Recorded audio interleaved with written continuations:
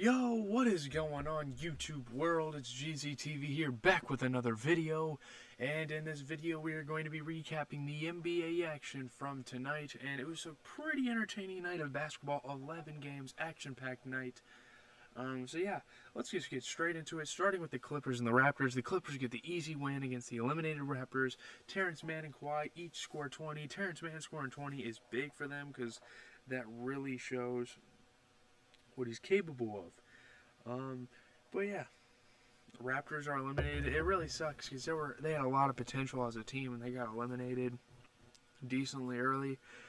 Looking at the box score, Kawhi had 20, Zubac had 18 and 10, and Terrence Mann had 20.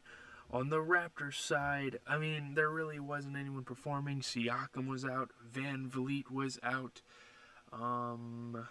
Who's their starting center? Chris Boucher. Now, Chris Boucher played. But yeah, without Van Vliet and Siakam, they can't really get anything done, and they're out of the playoffs anyways. Next was the Timberwolves and Pistons. Timberwolves continue to prove they are the hottest eliminated team in the NBA. Cat Edwards continued to go off for them, but it's too late for that. But I'm happy for this team. I mean, they're finishing with pride.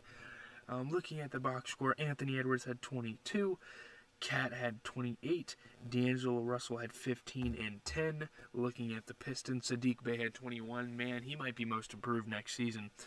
And off the bench, who is that? Sabin Lee. Sabin Lee had 22. Good for him. I've never heard of him, but good for him. He had a pretty good night there. Next up, Nuggets and Hornets. I was really hoping the Hornets won this game, but they didn't. Nuggets win. But Devontae Graham scores 31 off the bench. It was a neat win for Hornets, but they couldn't pull it off. I mean, it wasn't required, but it would have been awesome to see them win that game. This is a team I really enjoy watching, and the Celtics are most likely going to play them, which is a shame because I kind of wanted to see both of them go to the playoffs. Looking at the box score, MPJ had 30, Jokic had 30 and 11. Looking at the other side, PJ Washington had 13 and 11, and Terry Rozier had 21, and yeah, Devontae Graham had 31. Cody Zeller had 15 and 10. Cody Zeller is outplaying Bismack Biyombo, and Bismack Biyombo is the starter. I don't really understand that. They need to start Cody Zeller. He's a lot better. He's been a lot more consistent over the years than Biyombo. I don't know. Next, the Heat and Celtics. Really sucks for us, man. I don't know what to say about this season. Hero scores 24 off the bench and the Heat win. Season is basically over without Jaylen.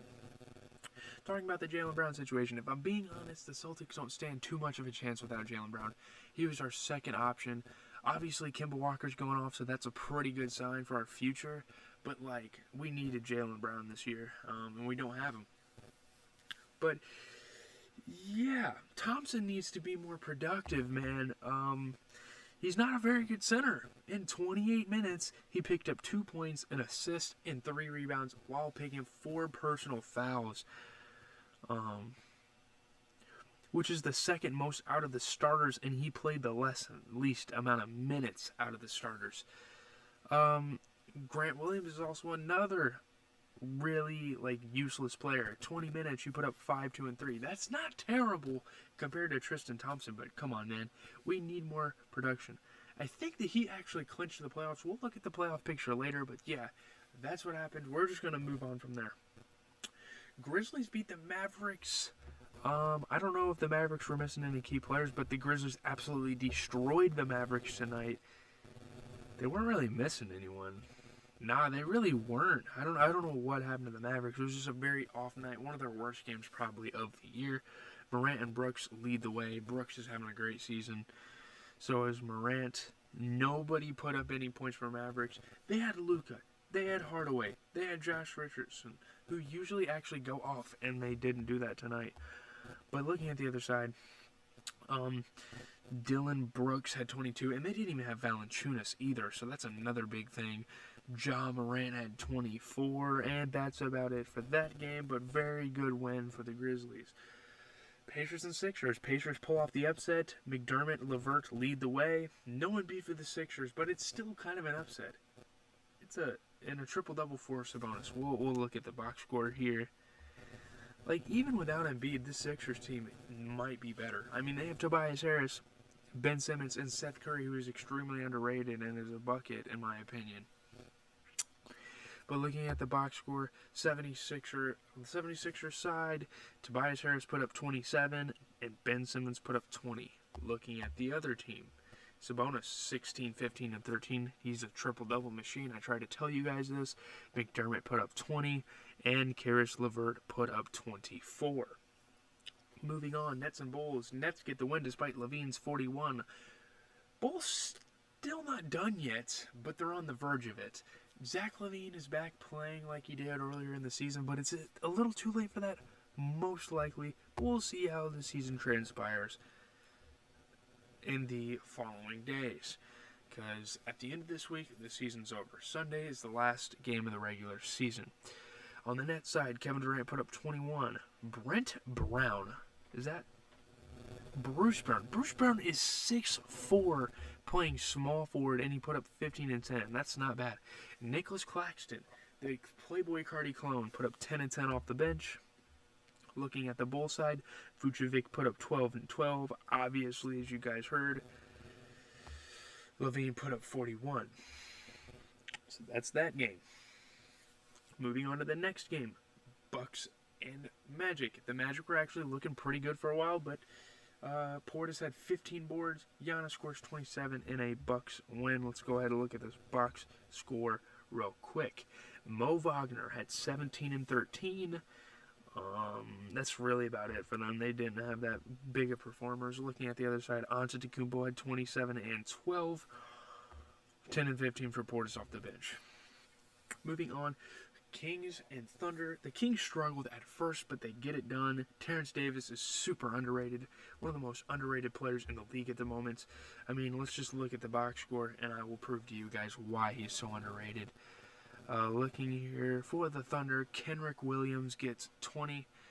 Moses Brown gets 10 and 13. Looking at the other side, Buddy Hield has 21, and so does Delon Wright. But off the bench, in 31 minutes, Terrence Davis puts up 27. What a game for this guy. He's continuing to kill it. Without Buddy Hield, they really need guys to step up, and he's been doing it. I'm really rooting for this Kings team. They're doing a phenomenal job without De'Aaron Fox in their lineup. But, yeah. Next, we're going to talk about the Warriors and Suns. The Warriors beat another top 2 team in the West, which is big because they're playing a play-in game. They clinched it. They're automatically in the play-in game, and they're going to be playing one of those 2 teams. So, like, if they can beat them now, I mean, obviously the Jazz didn't have Donovan Mitchell, but they beat a Suns roster who is debatably better than Jazz without Donovan Mitchell. So, like, I don't know, man. You never know what'll happen, but I feel like they have a chance of making it to the second round this season. I honestly might predict that. We'll do playoff prediction at the end of the regular season, and I might predict that. I may just go out of my way. Warriors, yeah. Wiggins put up 38 points. Now, normally, Andrew Wiggins does not put up 38 points, but with Curry scoring a little under what he usually does, Wiggins had to step up. He scored 38. He outdueled Devin Booker, who had 34. And let's look at the box score real quick before we get into the final game of the night, which was an interesting one. Jay Crowder put up 20 points. He went 6 for 10, all 3-point shots. What a beast. He is so consistent. Chris Paul put up 24 and 10. That won't go underlooked. Devin Booker put up 34. Looking at the other side, Draymond Green had a triple-double. I didn't know that. He had 11, 11, and 10. Andrew Wiggins at 38. Steph Curry at 21. And Jordan Poole with another 20-point game. Shout out to him. That Michigan boy. Anyways, talking about the last game. Very defensive, by the way. Maybe there were a lot of turnovers. I didn't really watch too much of it, because I don't even know why I didn't watch that much of this. It was a really good game, though. THC, Talen Horton-Tucker, clutches in overtime. Kuz scored 23 off the bench. This is a big one for the Lakers. They're still a game out of the playoffs, but this is big because they still have a chance. I don't even know if they would have had a chance if they didn't win this game. But, yeah, looking at the box score, bro, Talen Horton-Tucker, man, he hit a THT, I meant to say. He had a big shot. He had a big shot in OT. But, yeah, Julius Randle put up 31. D-Rose put up 27 off the bench. He is probably second in the 6 Man of the Year votings. They really lost because R.J. Barrett only put up 8, 2, and 4 despite playing 38 minutes. I think that's what really made them lose, but it's whatever. They're still chilling in the East. On the Lakers side, Anthony Davis had 20, Andre Drummond had 16 and 18, Kuzma had 23, and Talen Horton-Tucker had 13 and 10. So yeah, that was the action for tonight. We're going to move on to tomorrow's action.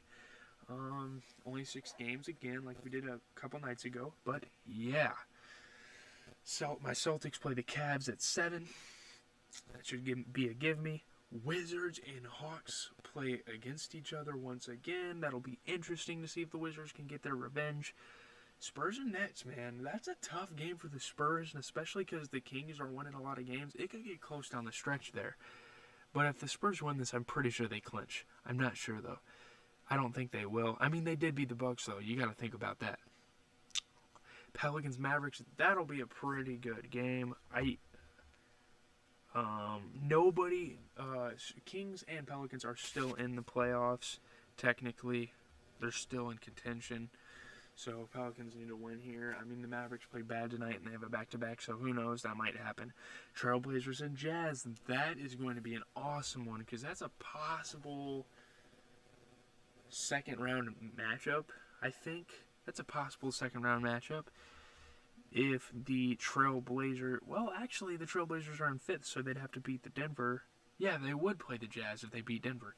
That's a possible second-round matchup. We'll see what happens in that game. I don't know. Jazz don't have Donovan Mitchell, and the Trailblazers have one of the best offenses, probably the best offense in the league. So we'll see what happens there.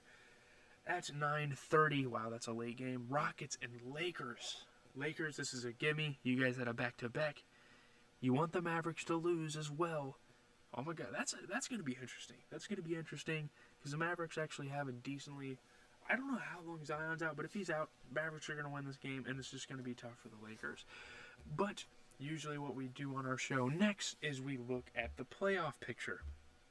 Now, first place in the East is still the Philadelphia 76ers. 2 games back is the Nets. A game away from them is the Bucks. 6 games away are the Hawks.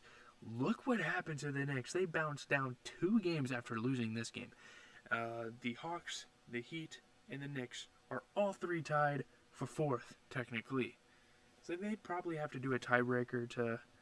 I think they would, actually. I think they'd have to do a tiebreaker. That does not make sense. You shouldn't get a tiebreaker, without playing any more games. I don't know. Maybe they'll do that.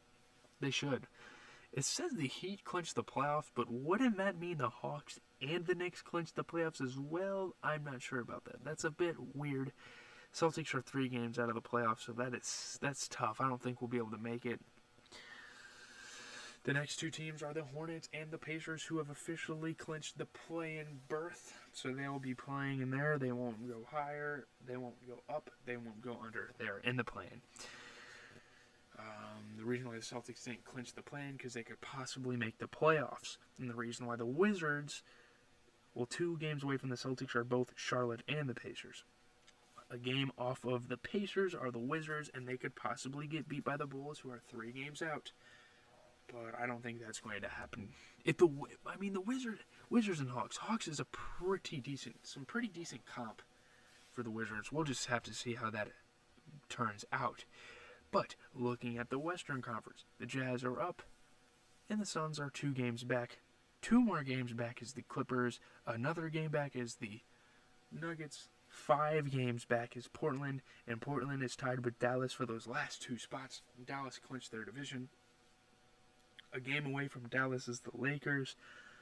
2.5 games back are the Golden State Warriors. Golden State Warriors and Memphis have clinched the plan, so they can't go higher, they can't go under, like I said, with the East. Memphis Grizzlies are half a game off the Warriors, so yeah. Did Memphis play tomorrow? Did I say? No, they don't. I don't think so. And 2.5 games off of Memphis is the Spurs, so I don't think they'll be able to get the 9th spot. But the Pelicans and Kings are still in it. They're each 2.5 games out of the playoffs. So yeah, that has been the recap for the night. Make sure you guys tune in tomorrow night. We are going to be going over more NBA action. I will be doing this every single night of the season until it's over. We'll have to figure something else to do for the channel, but for now, we're covering NBA action. I should have done this all year. I hate myself for that. We'll do it next season, though, for sure.